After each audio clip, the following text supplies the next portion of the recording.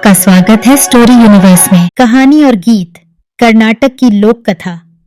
कहानी का नाम है कहानी और गीत, कर्नाटक की लोक कथा, जो एक चीनी कहावत से प्रेरित है। पक्षी इसलिए नहीं गाते क्योंकि उनके पास कोई उत्तर है, वे इसलिए गाते हैं क्योंकि उनके पास गीत है। इस कहानी के माध्यम से लेखक ने एक अनोखी दास्तान बुन दी है, जो हमारे भीतर छुपी उन कहानियों और गीतों की बात करती है जिन्हें हम अक्सर दबाकर रखते हैं। लेखक ने कल्पना को सजीव करते हुए एक ऐसे अनुभव का निर्माण किया है जो आपको सोचने पर मजबूर कर देगा कि क्या वाकई हमारी छुपी कहानियां और गीत हमारे जीवन को प्रभावित कर सकते हैं। यह कहानी एक महिला की है जिसके भीतर एक कहानी और एक गीत बंद थे। क्या आपने कभी महसूस किया है कि आपके भीतर भी कुछ अनकहा, कुछ अनसुना छुपा हुआ है जो बाहर आकर अपनी पहचान बनाना चाहता है? क्या हमारी अनकही कहानियां और गीत हमारे रिश्तों में उथल-पुथल मचा सकते हैं? इस कहानी में जब महिला का पति लौटकर घर आता है और उसे कोट और जूते नजर आते हैं, तो शक का साया उनके रिश्ते पर छा जाता है। क्या होगा जब हमारी असली भावनाएं और कहानियां हमारे जीवन के कैनवास पर उभर आएंगी? लेखक ने कहानी को नाटकीय मोड़ पर लाकर एक सामाजिक संदेश भी दिया है कि हमें अपनी भावनाओं को व्यक्त करने से कभी डरना नहीं चाहिए। एक छुपी हुई कहानी या गीत हमारे जीवन में अप्रत्याशित बदलाव ला सकता है, ठीक वैसे ही जैसे इस कहानी में जूते और कोट ने किया।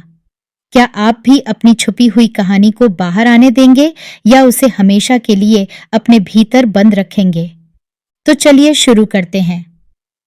पक्षी इसलिए नहीं गाते क्योंकि उनके पास कोई उत्तर है, वे इसलिए गाते हैं क्योंकि उनके पास गीत हैं। एक चीनी कहावत।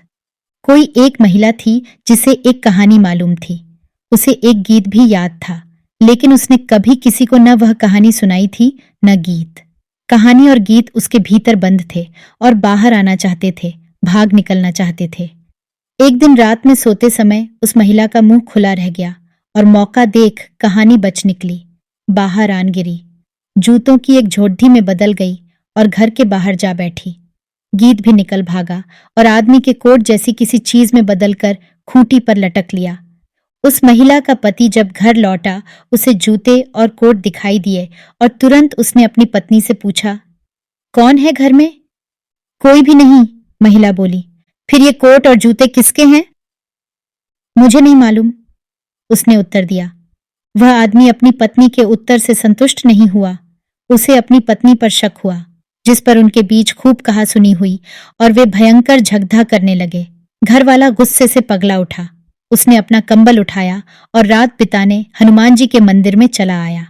वह महिला सोचती रह गई, लेकिन उसे कुछ समझ में नहीं आया। अकेली लेटकर वह रात में सोचती रही, आखिर किसके हैं ये जूते और यह कोट? दुख और असमंजस में उसने लालटेन बुझाई और उसे नींद आ गई। शहर भर की लालटेनों की बत्तियां जब बुझ जाती तो वे रात भर गपशप करने हनुमान जी के मंदिर चली आती।